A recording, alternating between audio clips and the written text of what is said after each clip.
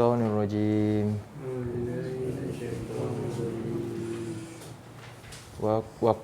وقوم نوح من قبل إنهم كانوا قوما فاسقين.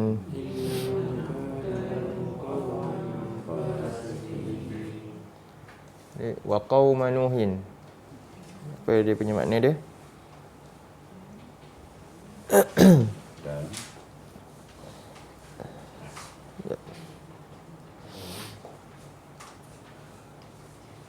Jadi kalau tengok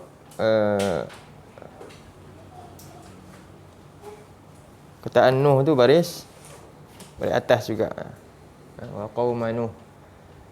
Jadi dia sama lah dan pada kisah kaum Nuh. Jadi daripada sebelum kisah Ad dan yang sebelum tu ditambah sikit. Kalau tengok kaum Samud dalam ayat yang ke 43 kan, wa fi samuda. Kan? Wa fi adin.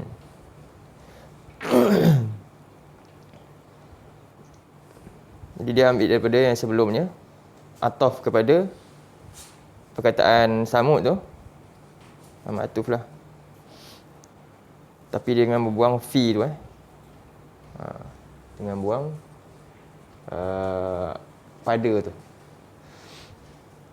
Itu sebab dia nak kata keadaan lah. Dan keadaan kaum Nuh daripada sebelum. Jadi kita terjemah dan kaum bagi Nuh, atau boleh tambah dan kisah kaum bagi Nuh min qablu min qablu daripada sebelum. Jadi kat sini bila ada min qablu, sepatutnya dia min apa? Min qabli ni. Jadi dia ada mahzuf. Dia nak menandakan qablu ni kerana ada kalimah yang dia hilangkan selepas tu. Jadi kalau ikutkan qabli bunyi dia jadi mudhaf. Jadi sepatutnya ada min qabli haza. Ataupun kalau jauh zalik. Daripada sebelum itulah. Daripada sebelum itu. Jadi kita terjemah dari sebelum itulah. Kita terjemahkan dan kisah kaum Nuh, kisah kaum bagi Nuh dari sebelum itu. Innahum, sesungguhnya mereka kanu, adalah mereka dahulunya pun boleh. Sebab ni menunjukkan masa yang lampau. Qauman satu kaum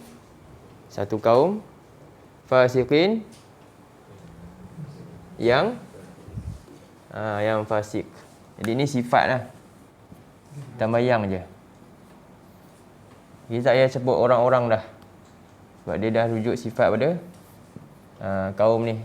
Kaum ni isim, mufrad dan tapi dia jamak. Maksudnya dari segi jenis bentuk isim dia mufrad, tapi makna dia ni jamak. Kaum ni memang banyak, dia tak ada mana satu. Dia sebut kaum maknanya ramai lah. Lepas tu dia gunakan sifat dia dalam bentuk jamak. Jadi kaum yang fasik. Dia sebut kaum maknanya dah menunjukkan ramai. Jadi ini sifat dia. Jadi terjemah lagi sekali. Dan kisah bagi kaum Nuh. Kisah bagi kaum bagi Nuh dari sebelum itu, sesungguhnya mereka adalah mereka dahulunya kaum yang fasik.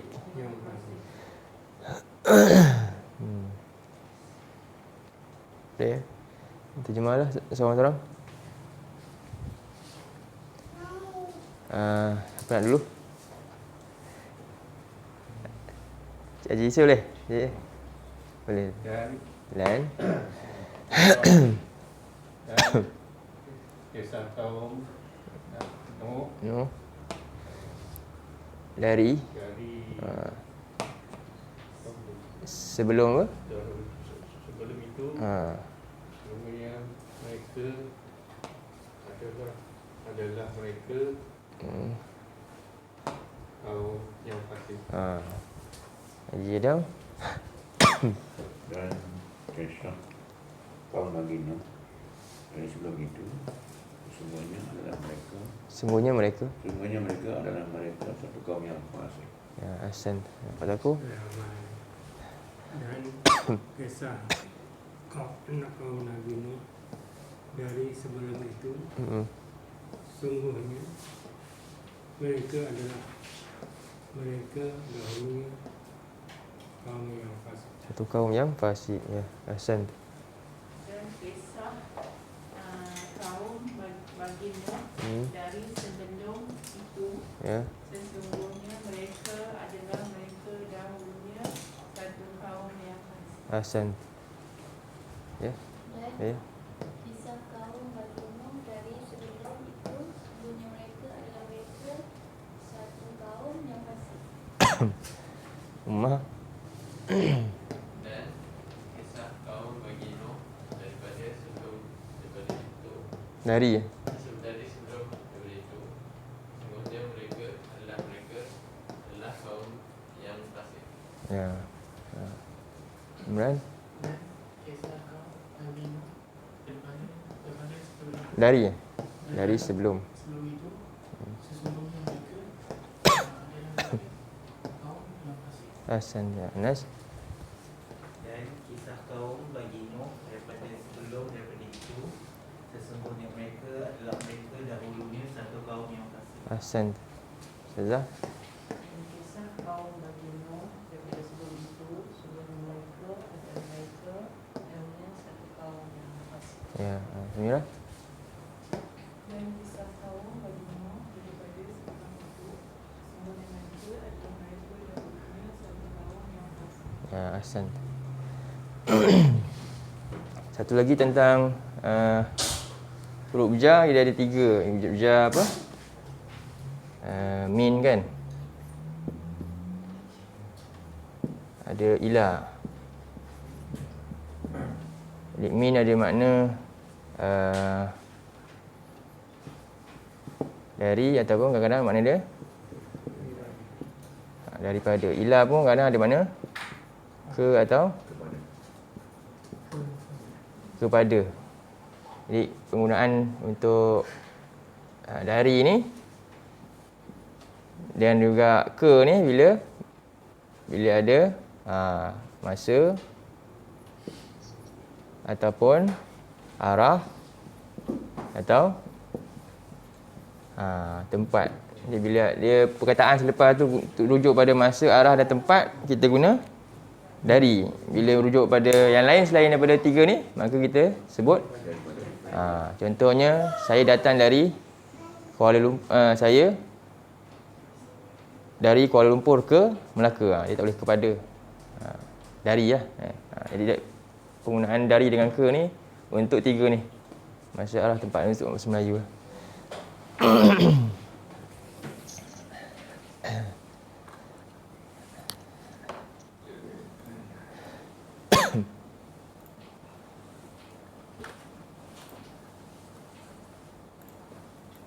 Jadi kisah Nabi Nuh ni adalah kisah terakhir yang diceritakan tentang Nabi lah, tentang kisah-kisah kaum terdahulu dalam ayat ni. Dalam surah ni, surah Az-Zariyat ni. Dan semuanya apa yang berlaku pada kaum dia, azab yang datang, semuanya dalam bentuk apa yang diceritakan pada awal surah angin. Semuanya berkaitan dengan angin. Ada yang kena taufan dan terakhir ni yang paling besar, iaitu banjir yang paling besar. Dan semuanya ada juga asbab-asbab daripada angin yang ribut dan sebagainya lah.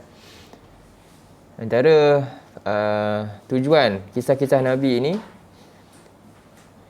dihadirkan Allah dalam Quran ni, antara tujuannya adalah untuk menambahkan iman dan meneguhkan Nabi. Tasliyah sebagai berita gembira kepada, memujuk Nabi, pujukan kepada Nabi dan menambahkan iman Nabi dan para sahabat.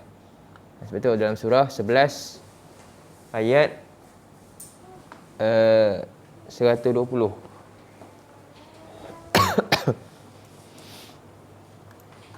Sampai nak cas. Sampai tak? Nak mati dah. Ada sini. Boleh mah? Oh. Dia bateri dia ni memang macam tu. Dia dah kong sikit. Sekejap. Sampai?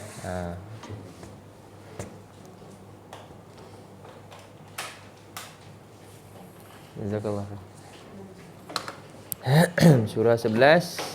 Tengok surah 11 ayat 120. Tujuan kisah-kisah Rasul ni diceritakan oleh Allah.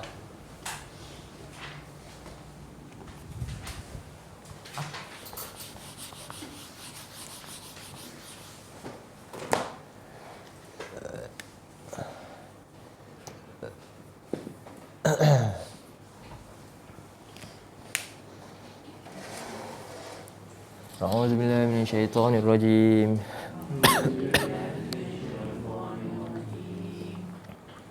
Wa kullan naqussu 'alaika min anba'ir rusuli ma nuthabbitu bihi fuadak.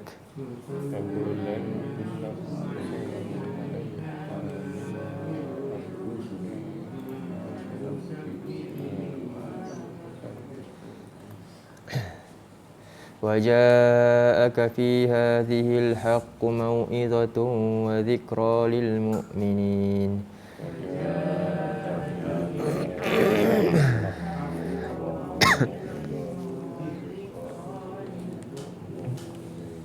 Dan setiap kisah, semua kisah kisah Rasul yang kami kisahkan ke atas engkau Muhammad daripada kisah para Nabi dan Rasul,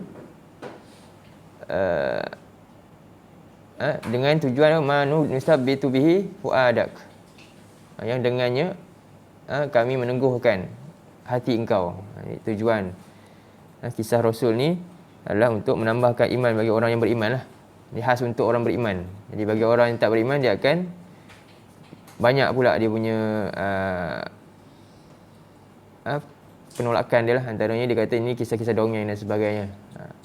Dia waja'aka fi hadhil haq, dan Allah Quran ini datang kepada telah datang kebenaran kepada kita, kepada kamu Quran ni, dan peringatan bagi orang-orang yang beriman. Jadi antara bentuk mauizah dan hak yang dimaksudkan adalah kisah para nabi. Jadi kisah para nabi ni bukan kisah yang batil, bukan reka-reka untuk menjadi pengajaran sebagaimana yang banyak dibuat oleh manusia lah. Dia cerita satu kisah sebagai pengajaran. Contohnya apa? Tanah kubur kan. Kisah kan. Jadi cerita drama pula. Bahkan orang anggap itulah pengajaran. Sedangkan itu boleh jadi batil. Jadi tidak akan pada makna mau'izatun tanpa al-haq. Sebab tu Allah kata ahzil haqqu wa mau'izah. Jadi al-batilu tak akan jadi mau'izah sampai bila-bila pun. Jadi kaedah dia apa dia? Al-ghayah la tubarrirul wasilah. Matlamat tidak akan dapat menghalalkan cara kita. Jadi cara salah buat kisah batil, tapi cuba untuk jadi mau'izah itu mustahil sebenarnya. Sebab itulah mau'izah hanya dapat dengan hak. Sebab itu Allah tanya waja'aka fi hazihi al-haq, dan kami datang kat engkau Quran ini dalam bentuk hak. Quran ini cerita yang paling sahih, yang benar. Dan ia kerana kebenaran inilah jadi apa? Mau'izah, pembimbing, dan jadi peringatan hanya untuk orang-orang yang beriman sahaja, khusus. Siapa yang tak beriman, dia tak akan dapat faedah. Jadi ini tujuan antaranya Quran ni, dia ada kisah tentang Nabi. Ini antara kisah part per 1/3 daripada Quran adalah kisah-kisah Nabi ni lah. Baik. Kemudian bagi orang-orang yang kafir apa dia kata? Dia akan kata ini semua adalah kisah yang reka-rekaan ni, orang tak nak beriman ni. Ini adalah halangan antaranya. Dalam surah 12 ayat 111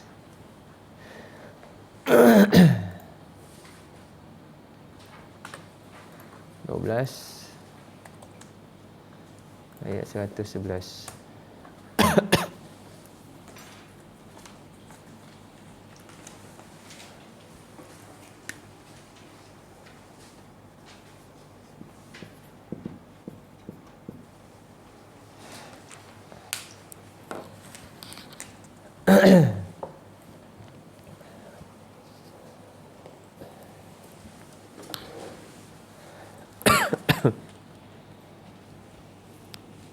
أعوذ بالله من الشيطان الرجيم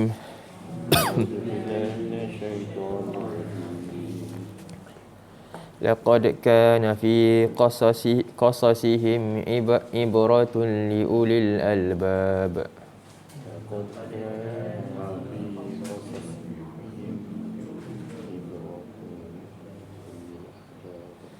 ما كان حديثا يفترى ولكن تصديق الذي بين يديه وتفصيل كل شيء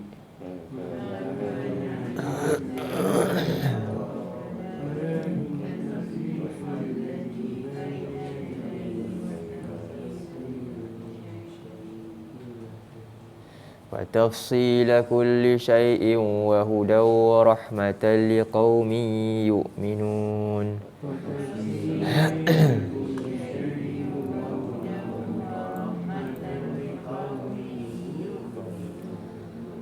Ya Allah bersumpah, laqad, lam tu qasam.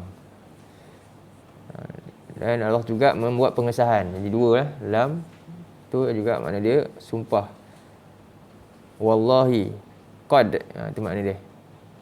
Jadi ada Allah bersumpah demi dirinya dan Allah juga tahqiq. Qad tu harfu tahqiq, maksudnya apa?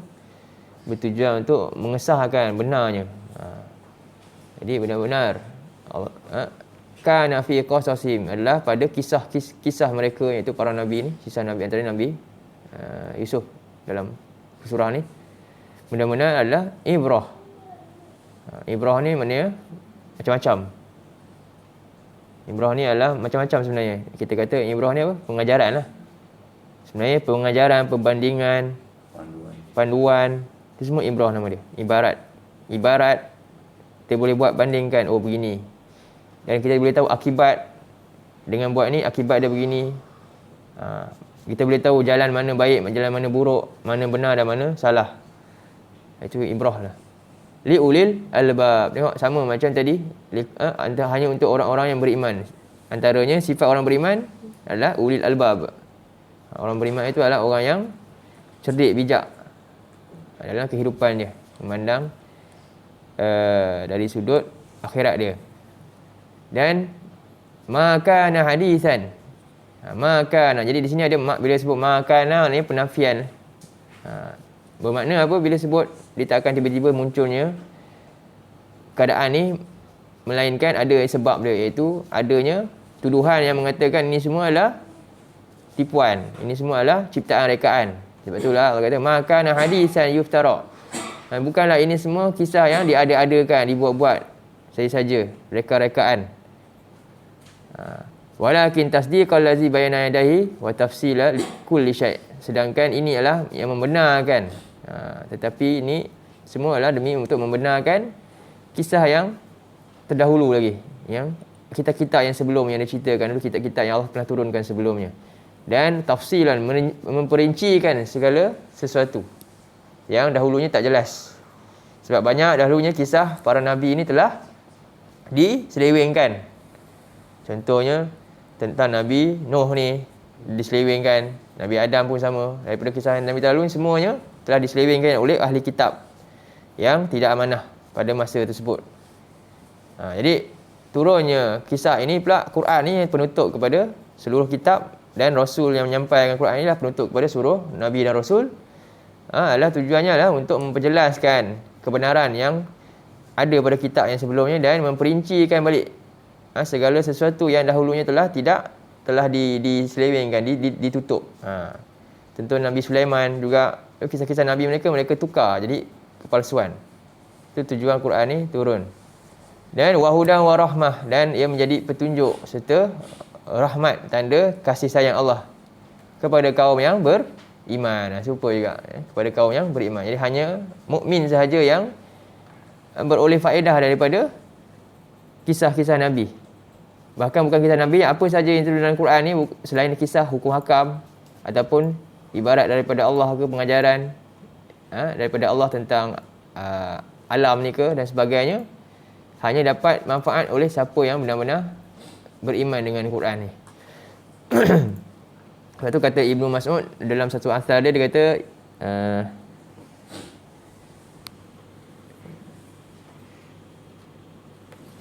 dia kata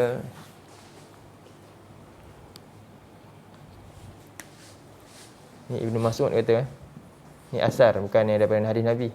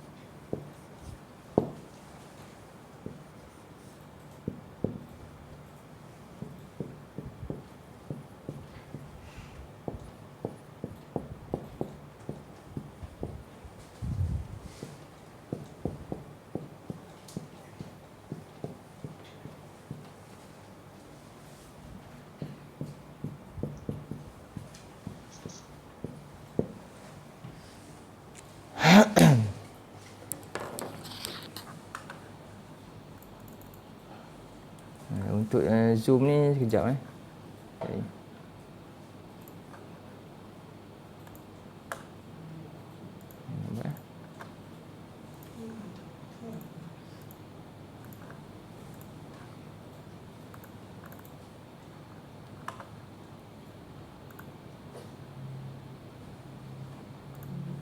Saya bagi kat dalam chat ni, nanti salin.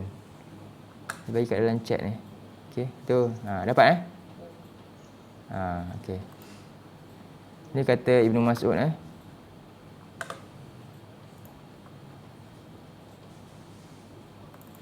Baik, kita baca hadis ni, asar ni. Inna Allaha yu'ti dunya man yuhibbu wa man la yuhibbu wa la yu'ti al-iman illa man yuhibbu. Dia kata Ibnu Mas'ud. Jadi ni ada dalam Al-Adabul Mufrad, dalam kitab Imam Bukhari. Jadi asar yang sahih lah.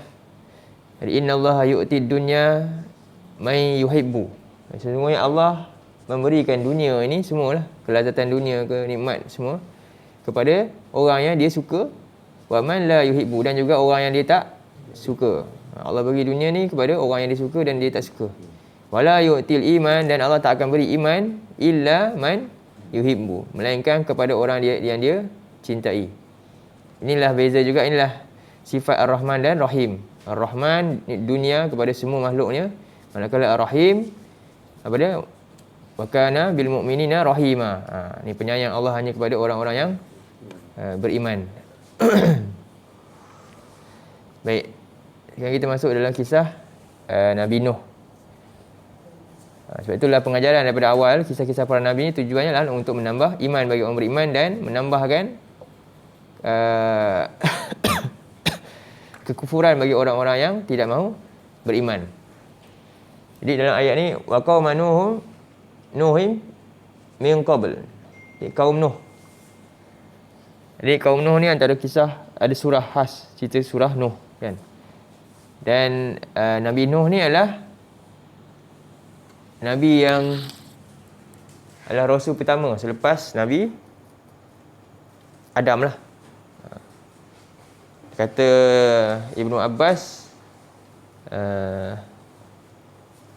Baina Adam wa Nuh 10 qurun kata. Ni Ibnu Abbas kata.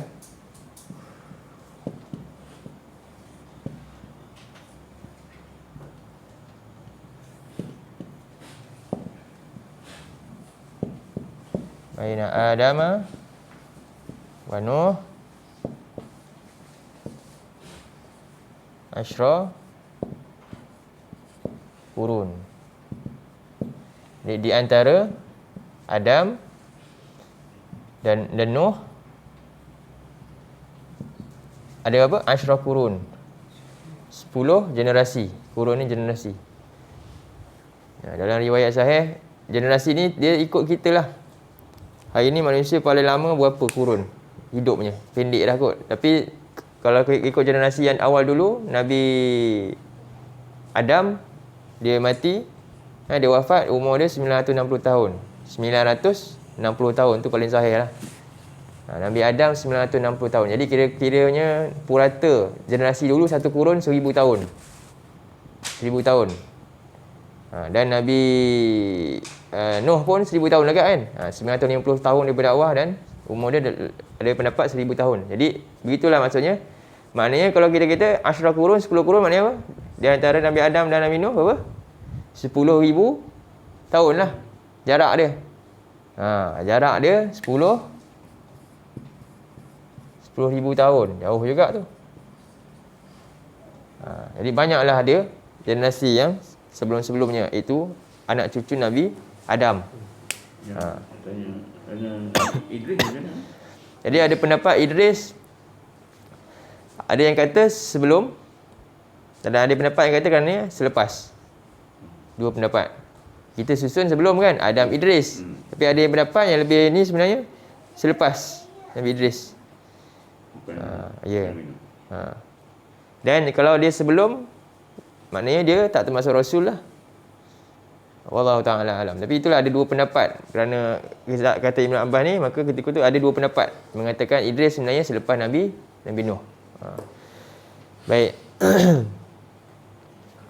Kemudian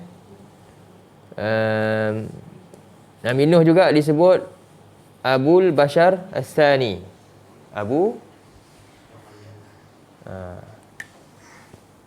Ini keistimewaan. Kita kata Nabi Nuh. Satu, digelar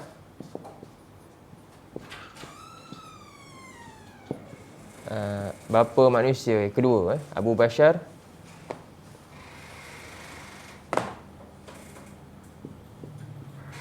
Abu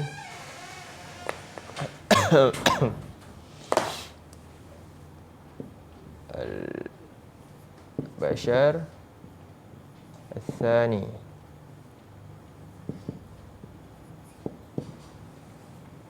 Bapa manusia kedua. Sebab apa? Semua manusia hari ini memang hanyalah siapa? Mesti melalui Nabi Nuh. Dan juga semua manusia mestilah anak cucu Nabi Adam. Macam tu lah. Semua kita ni, anak cucu yang sekarang ni, memang melalui jalan apa? Nabi Nuh, tak ada lain. Keturunan Nabi Nuh juga. Dan pasti juga Nabi Nuh tu daripada Nabi Adam. Jadi kalau orang kata, bukankah kita ni semua daripada Adam? Memang pun. Kan memang pun Nabi Adam. Tapi manusia selepas Nabi Adam tu dah tak ada, melainkan keturunan Nabi Nuh saja. Zuriat Nabi Nuh saja yang kemudian balik, manusia balik. Jadi sebab tu tak dapat tidak, memang kita ni semua masih lagi Nabi Adam adalah orang kata bapa manusia pertama. Tapi seorang Nabi Nuh ni dianggap bapa manusia kedua. Sebab apa? Tanpa Nabi Nuh ni ada, maka zuriat manusia tak ada. Sebab semua zuriat masa selepas Nabi Nuh adalah daripada dia ni, mereka zuriat keturunan Nabi Nuh. Jadi itu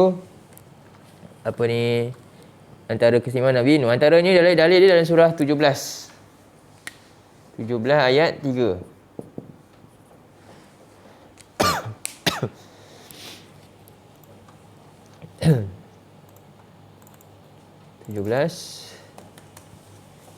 ayat 3.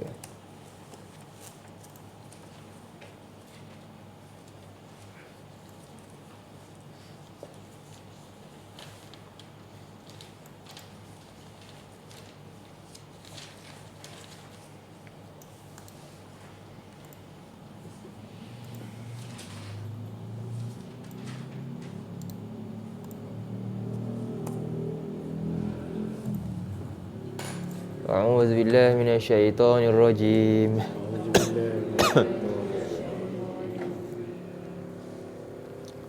Zurriyata man hamalna ma'a Nuh.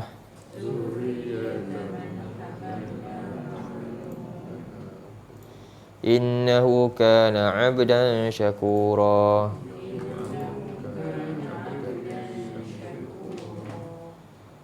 Ni jadi zurriyatan man hamalna ma'a Nuh, iaitu zuriat keturunan yang kami bawa bersama dengan Nuh. Itu Bani Israel dan juga semualah kaum manusia. Bahkan dalam ayat lain kita tengok dalam surah 37 ayat 75. Tu lagi dalil dia, surah 37 ayat 75.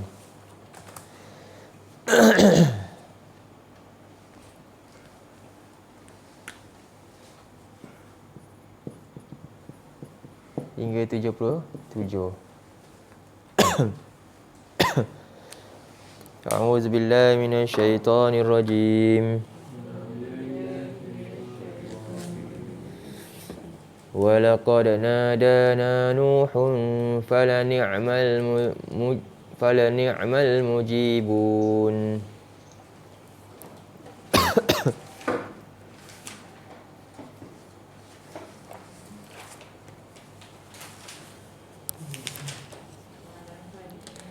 وَنَجَّيْنَاهُ وَأَهْلَهُ مِنَ الْكَرْبِ الْعَظِيمِ.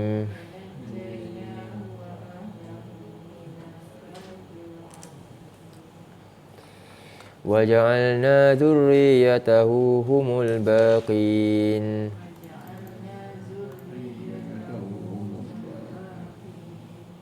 Dan sesungguhnya kami telah menyeru Nuh telah berdoa kepada kami, lalu kami makbulkan doa dia. Sesungguhnya sebaik-baik memperkenaan adalah kami.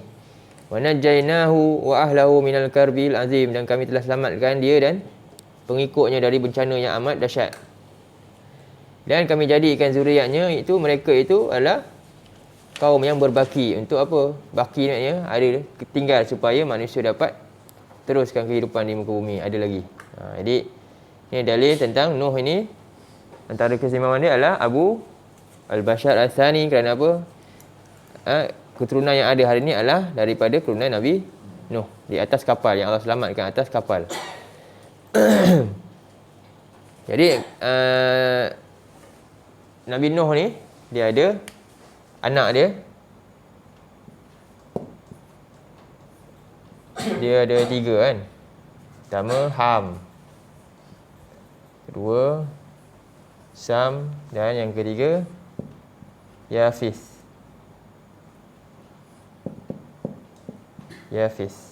Ham, Sam, Yafis. Ni 3. Dia ada pendapat dalam kajian. Ham ni siapa? Inilah orang kulit putih lah, Rom, Arab, yang belah-belah utara sana lah. Manakala Sam ni Hind, yang mana yang gelap sikit antaranya. Manakala Yafis ni Cina, di belah-belah utara tu. Di belah-belah selatan ni Cina. Ada juga kata ni Ya'juj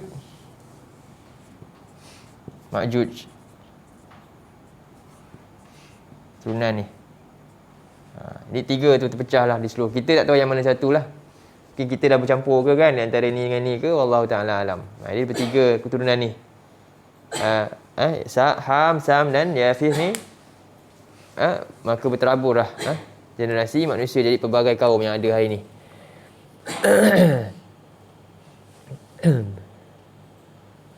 Jadi yang kedua istimewanya beliau ni adalah umur. umur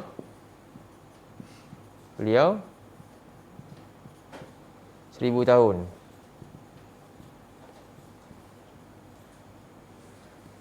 Ni Allah sebut dalam surah 29 ayat 41.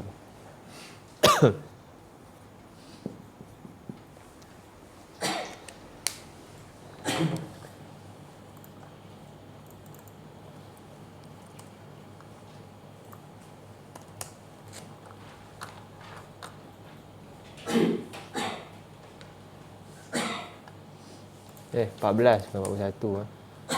Balik. 29 ayat 14.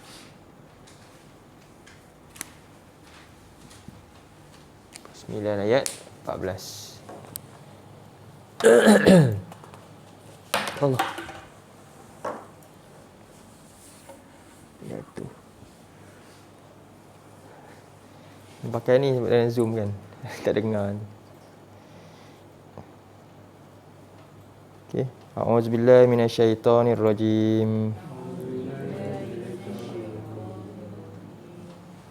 Walaqad arsalna Nuhan ila qaumihi falabitha fihim alfa sanatin illa 50 'aman fa akhadhahum at-tufan wa hum zalimun.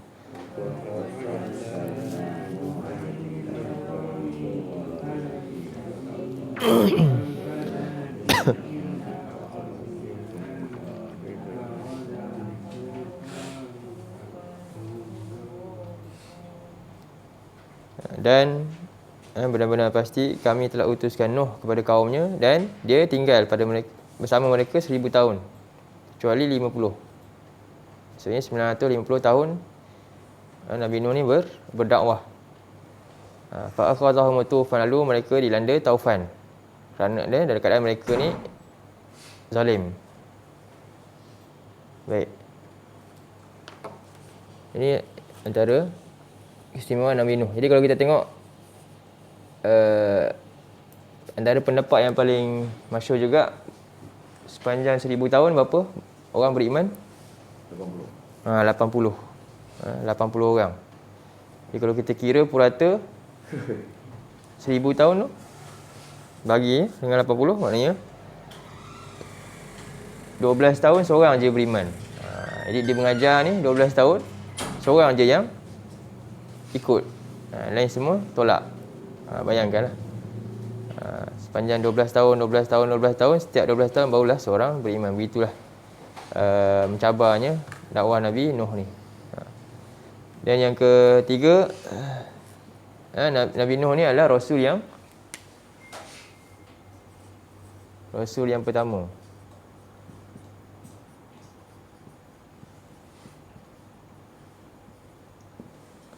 Rasul yang pertama adalah Nabi Nuh.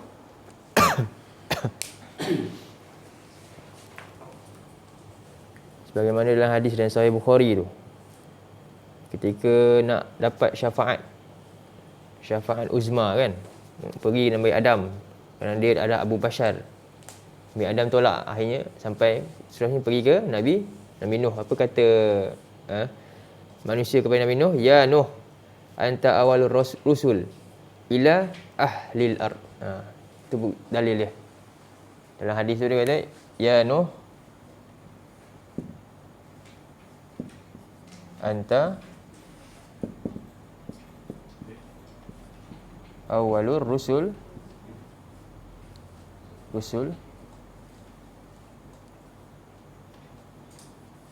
ila ahlil ard.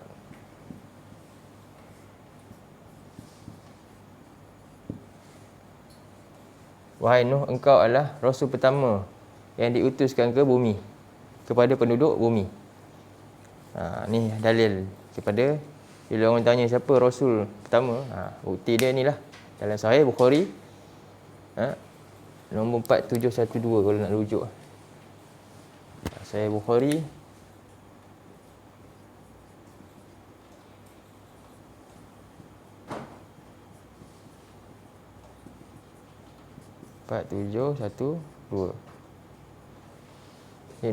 Nuh adalah Rasul yang pertama yang diutuskan ke bumi. Apabila apa? Bila Rasul ni diutuskan kerana apa? Telah terputusnya syariat, iaitu tauhid.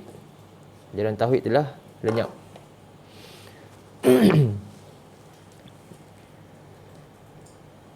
Jadi itulah tujuan Rasul diutuskan. Bermakna apa? Bila ajaran tauhid lenyap, maknanya hubungan manusia dengan Tuhan telah hilang. Terputus habis. Tak kenal lagi dah siapa. Jadi penduduk bumi ni hanya nampak di bawah ni je lah, di bumi je lah. Sebab tu dia jadikan sembahan dia apa? Segala bentuk ideologi lah, bahan-bahan, benda-benda material lah, itulah yang menjadi Tuhan-Tuhan mereka. Sebab sifat hamba itu mesti memerlukan apa? Dia punya penolong. Itu sifat lemah. Manusia ni tahu dia lemah secara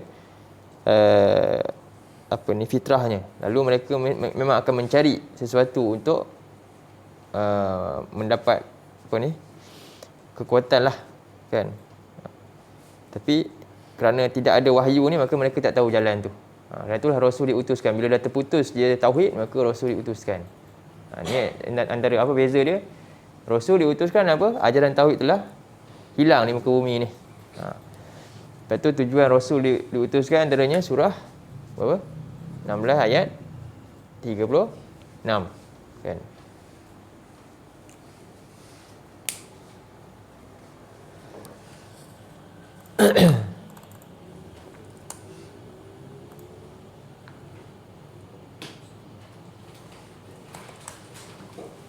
ayat 30, 16 ayat 36.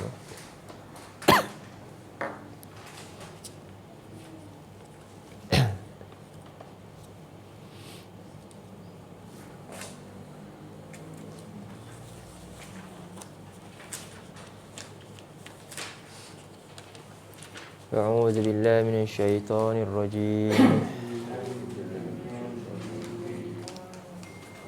وَلَقَدْ بَعَثْنَا فِي كُلِّ أُمَّةٍ رَسُولًا أَنِ اعْبُدُوا اللَّهَ وَاجْتَنِبُوا الطَّاغُوتَ.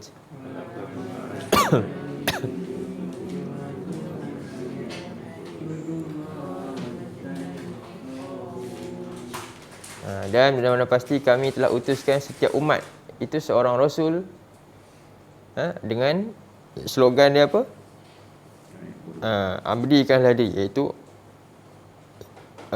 tauhidkanlah Allah semata-mata dalam ibadah kamu, dan jauhilah taghut, iaitu setiap apa yang dipuja, diletakkan ibadah rukun-rukunnya kepadanya, itu namanya taghut. Taghut ni macam-macam lah bentuk. Ada yang kecil, halus, ada yang tersembunyi, ada yang nyata, ada bentuk pemikiran, ada bentuk benda-benda yang hidup, ada benda-benda yang mati.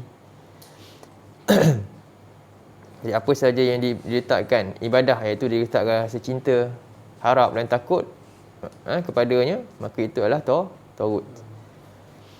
Baik, ini tujuan Rasul datang diutuskan. Tujuan utama ni adalah untuk membetulkan kembali, menjelaskan kembali apa yang sebenarnya, hakikatnya Allah ciptakan manusia ni kembali kepada fitrah ciptaan manusia sebagaimana dalam surah ayat ni nantilah, surah 51 ayat 56, tak lama lagi dalam surah yang sama, kan. Apa Allah kata? Wa ma khalaqtul jinna wal ins illa liya'budun. Tidak kami ciptakan jin dan manusia melainkan untuk mentauhidkan. Illa yuwahhiduni illa liya'budun. Makna dia sama. Sebab tu ada pendapat juga dakwah Nabi Nuh ni yang tak selesai, apa dia? Tauhid.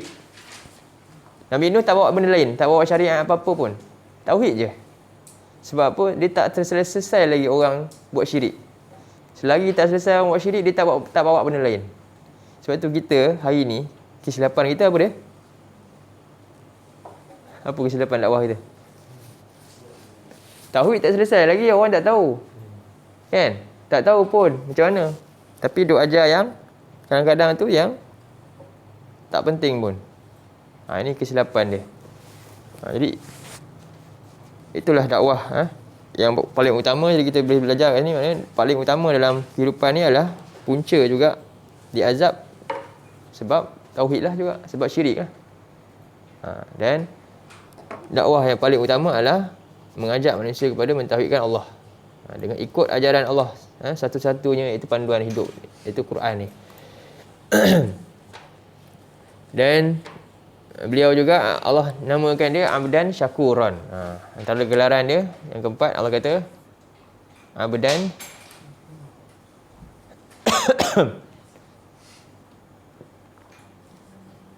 syakuran.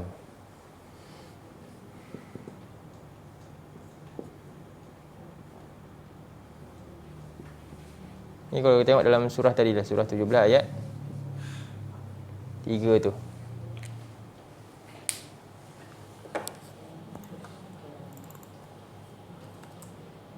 Surah 17 ayat 3. Innahu kana abdan syakuran. Sesungguhnya dia ni adalah hamba yang bersyukur.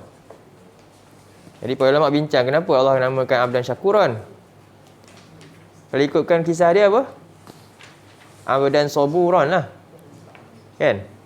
Abdan saburan lah. Ujian dia panjang, ujian dia besar. Sepatutnya dia sangat sabar. Tapi tak. Maknanya apa? Dia jauh lebih daripada tu. Jadi Nabi Nuh ni kerana dalam ujian yang berat ni dia masih mampu untuk syukur. Bukan sekadar sabar. Beza. Ada orang dia dapat ujian, dia sabar, dia pasrah je. Tapi bagi Nabi Nuh tak. Dia bukan sekadar sabar. Bahkan dia boleh syukur lagi. Dia boleh syukur. Sebab tu nama dia juga, seterusnya nama dia Ulul. Yang kelima. Ulul Al-Azmi. Azmi kan? Ulul Azmi. Antara gelaran dia termasuk daripada 5 rasul Ulul Azmi. Apa beza Ulul Azmi ni? Surah 46 ayat 35.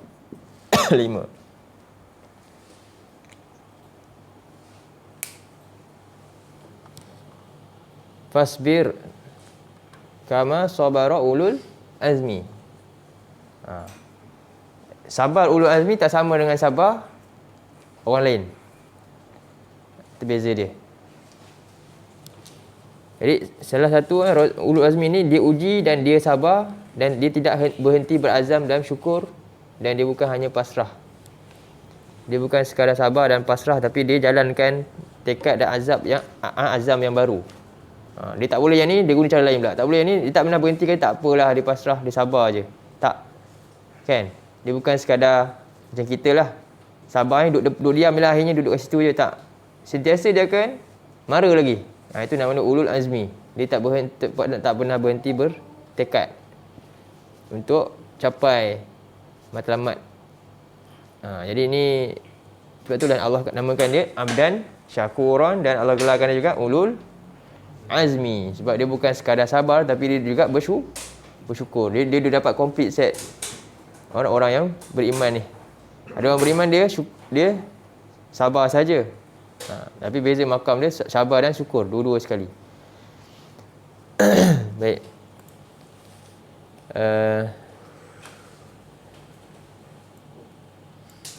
Jadi hari ni itulah tentang keistimewaan Nabi Nuh ni sikit. Nanti kita sambung lagi lah. Tentang bagaimana Nabi Nuh berdakwah. Minggu depan insya-Allah metod dakwah Nabi Nuh dan juga sikap kaum dia. Kita buat poin-poin macam ni juga ada berapa insya-Allah pada minggu yang akan datang. Sebab kisah Nabi Nuh ni antara kisah yang terbanyak lah selain daripada kisah Nabi Musa sebelum ni dalam Quran ni. Baik, aku qauli hadza astaghfirullahalazim li wa lakum. Allahumma ja'al hadza jama'ana jama'an marhuma wa tafarraqna min ba'dihi tafarruqan ma'suma. Allahumma inna na'udzubika minal arba' wa min ilmin la yanfa' wa min qalbin la yakhsha' wa min nafsin la tashba' wa min du'a'in la yusma'. Allahumma arinal haqqa haqqan warzuqna ittiba'ah wa arinal batila batilan warzuqna ijtinabah. Allahumma ja'al Qur'ana rabi'a qulubina wa nura sudurina wa jalaa'a ahzanina wa zahaba humumina wa qumumina. Sallallahu ala nabiyyina Muhammad wa ala alihi wa sahbihi wa sallam. Alhamdulillahirabbil alamin.